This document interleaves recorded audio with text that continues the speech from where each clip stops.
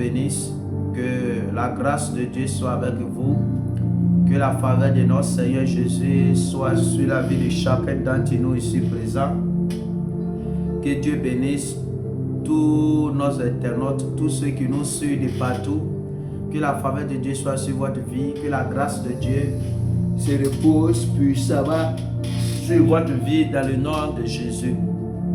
Ce soir, le Seigneur m'a mis à cœur de venir partager ce message avec toi. Je viens parler du ministère. Je viens encourager un frère, encourager une sœur qui est sur le point d'abandonner le ministère, qui est sur le point de relâcher la main de Dieu, qui est sur le point de rétrograder. Écoute-moi bien, enfant de Dieu. Si tu sens cette oppression forte sur ta vie, c'est parce que tu as une grande bénédiction. Oui, tu as une grande bénédiction. Je vais te dire, n'abandonne pas ce ministère. N'abandonne pas ce ministère. Tu traverses les moments difficiles. Tu traverses les moments compliqués. Sache que Dieu est avec toi. Dans la vie, il faut les dieux pour y avancer. On voit des personnes aujourd'hui qui avaient l'amour de l'œuvre de Dieu, qui étaient engagés pour l'œuvre, qui se sont sacrifiés pour que l'œuvre avance, qui priaient pour des malades. Les malades recevaient la guérison. Il y avait toutes sortes de prodiges. Mais aujourd'hui, ces personnes n'ont plus la force de se tenir dans la présence de Dieu. Aujourd'hui, ces personnes n'ont plus la force de rester dans la présence de Dieu. Pourquoi? Parce que ces personnes traversent des moments difficiles. Je vais parler à quelqu'un. Je vais dire à quelqu'un ce soir. Dans les débuts de mon ministère, ça n'a pas été facile jusqu'à présent. J'ai entendu beaucoup de paroles. J'ai entendu beaucoup d'injures. J'ai entendu beaucoup de méprises. Mais c'est parce que moi-même, j'avais entendu la voix de Dieu. Je n'ai pas entendu la voix d'un homme. Un homme peut te dire Dieu t'a appelé. Un homme peut te dire que Dieu t'a appelé. Mais toi-même personnellement, qu'est-ce que tu as entendu de Dieu? Est-ce que Dieu t'a réellement appelé? Parce que ce que Dieu appelle réellement, malgré la tempête, malgré les degrés d'humiliation, cette personne reste focalisée à la parole de Dieu. Cette personne reste focalisée sur l'appel et la voix que la personne a entendue.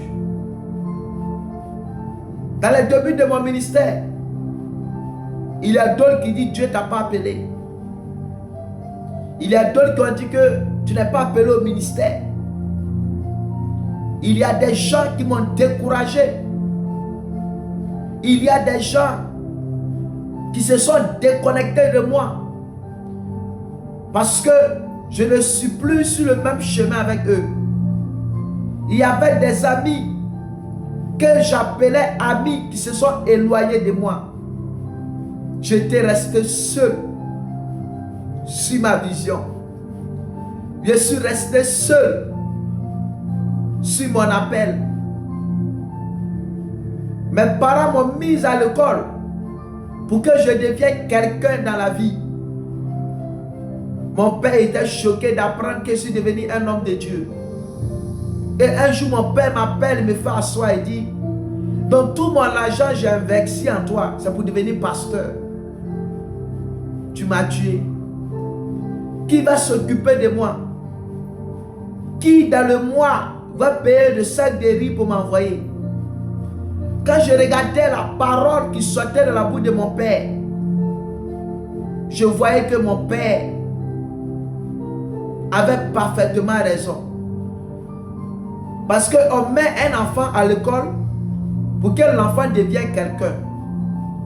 Mais quand mon père regarde la vie des pasteurs, la vie des hommes de Dieu, qui n'ont même pas un emploi, d'autres même sont en famille, d'autres même sont dans les rues, d'autres même sont abandonnés, d'autres même vraiment sont obligés de rentrer dans le faux pour pouvoir s'en sortir. Et voilà son fils que je suis, qui est en train d'être devenu pasteur.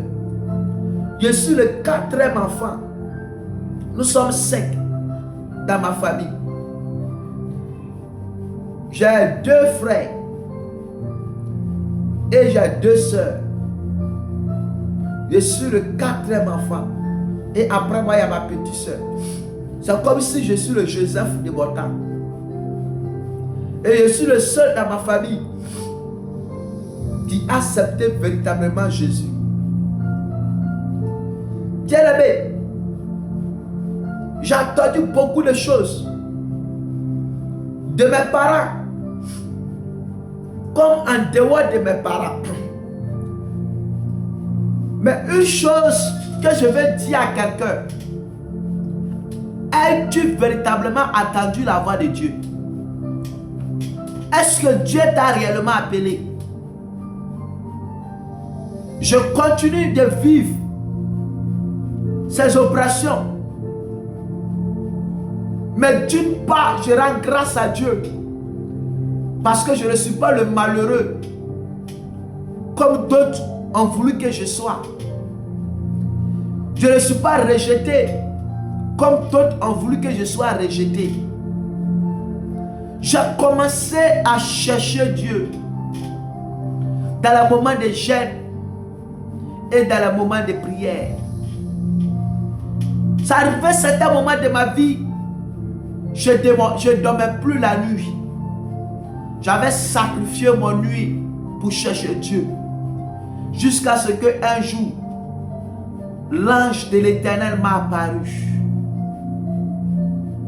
En pleine pluie, je jeûnais jusqu'à ce que mes parents me disaient: tu vas te tuer. D'autres même me voyaient. D'autres disaient que je suis malade. D'autres disaient qu'il y avait sida. D'autres me disaient, m'annonçaient de n'importe quel nom.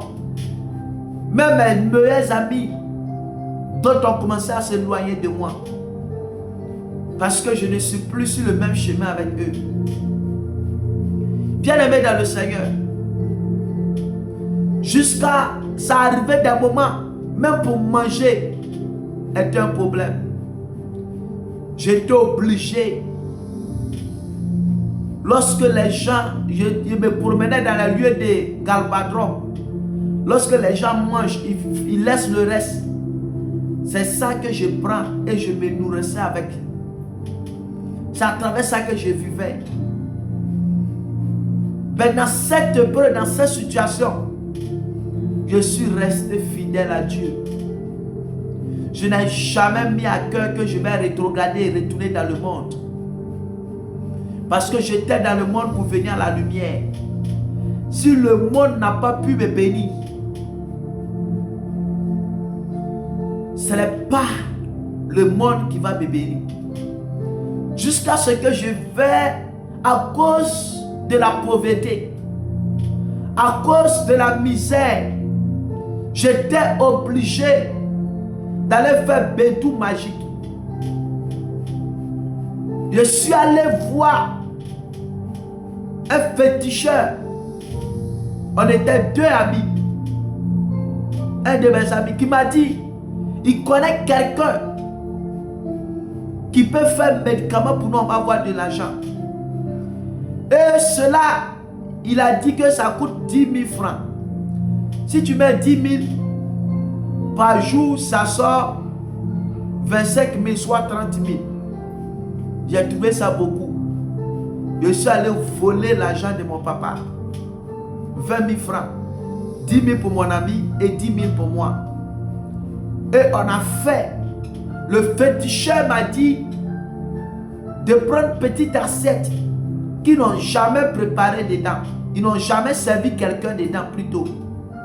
De mettre l'eau dedans à partir de 1 heure. De rentrer dans ma douche. Et c'était dans une période, je me rappelle bien. C'était dans la période de décembre. De prendre pour me laver. Faut pas, je vais m'essuyer. Et lorsque j'ai fait ça, le monsieur, le féticheur me dit à 4 heures du matin de me lever, de taper le bédou 3 fois. Faut pas femme va toucher. J'ai mis ça en bas de mes affaires. Je me suis levé à 4 heures, j'ai regardé le bédou. C'est les mêmes 10 000 qui sont dans le bédou. J'ai refait encore. Jusqu'à arriver un moment. J'ai vu que le monsieur nous a trahis. Moi avec mon ami, on s'est retourné chez ce féticheur. On s'est retourné chez le féticheur. On lui a dit ça n'a pas marché. Le féticheur me dit mon esprit est fort. Qu'il ne sait pas pourquoi ça n'a pas pris. Mais ce qui est derrière moi est fort. Et par là, le monsieur nous a remis notre argent. J'ai pris cet argent. Bien-aimé dans le Seigneur. Tout autour de moi était noir. Et j'ai commencé à chercher le Seigneur. Je dormais en brousse pour que le Seigneur ait pitié de moi. Je passais des heures dans les écoles. Je passais des heures au bord de l'eau. Je vais m'asseoir sur les rochers pour prier le Seigneur. J'ai rencontré beaucoup de choses dans cette période. J'ai vu beaucoup de choses, beaucoup d'esprits. Mais je n'étais pas allé combattre un démon. Je suis allé chercher ce Dieu. Il y a même des pères qui me disaient, il y a un frère qui a fait ça, il est mort. Il y a un frère qui s'est engagé dans ça. Il est devenu fou. Pour me décourager. Pour m'abandonner. Pour me ridiculiser. Mais je suis resté ferme dans cette présence. J'ai cherché Dieu de tout mon cœur. J'ai cherché Dieu de tout mon âme. Je vais parler à une personne. Peut-être actuellement tu as l'impression que ta vie est en retard. Actuellement tu as l'impression que rien n'avance dans ta vie. Tu as l'impression que les autres sont mariés. Tu n'es pas encore marié. Jésus n'a pas encore dit son dernier mot. Jésus n'a pas encore dit son dernier mot. Le Seigneur, il est avec toi. Le Seigneur va parler à ta faveur. Le Seigneur va agir à ta faveur. Ta vie n'est pas en retard. Tu pries, tu ne vois rien. La bénédiction est en tes mains. Ne sois pas découragé. Continue de chercher Dieu. Continue de prier le Seigneur. Continue de l'adorer. Ton histoire va changer. Ta vie va changer. Ta situation va changer. Que la faveur de Dieu te favorise là où tu es. Que la grâce de Dieu agisse dans ta vie. Que le règne de Dieu te localise. Que l'épicaiso de Dieu agisse dans ta vie. Que la grâce de Dieu te localise. Que tes années perdues soient restituées dans le nom de Jésus. Que Dieu te bénisse. Tous ceux qui traversent des moments difficiles, c'est parce que ces personnes ont une grande étoile. Le diable n'attaque jamais une personne qui n'a pas une grande étoile. Le diable n'attaque jamais une personne qui n'a pas une grande destinée. C'est parce que tu as une grande destinée. C'est pour cela que tu as combattu. Oui. Tu as une grande destinée. C'est pour cela que tu as combattu. Ta destinée ne va pas rester, oui, dans l'obscurité. Ta destinée ne va pas rester dans le ténèbre. Dieu va changer ton histoire. Recevez cette grâce. Que sa grâce soit sur votre vie. Que sa faveur soit sur votre âme. Soyez bénis au nom de Jésus. C'était ça, une petite exhortation. Demeurez dans la grâce, demeurez dans le règne. C'était moi, votre serviteur, prophète Seka. Que cette exhortation touche quelqu'un. Cette exhortation visite la vie de quelqu'un. Là où la personne m'écoute, là où la personne me regarde. Dans le nom de Jésus. Demeurez bénis. Makante lebo.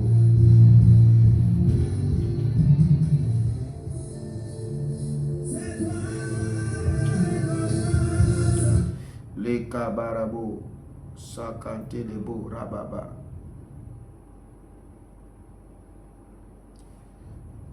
Le kababa.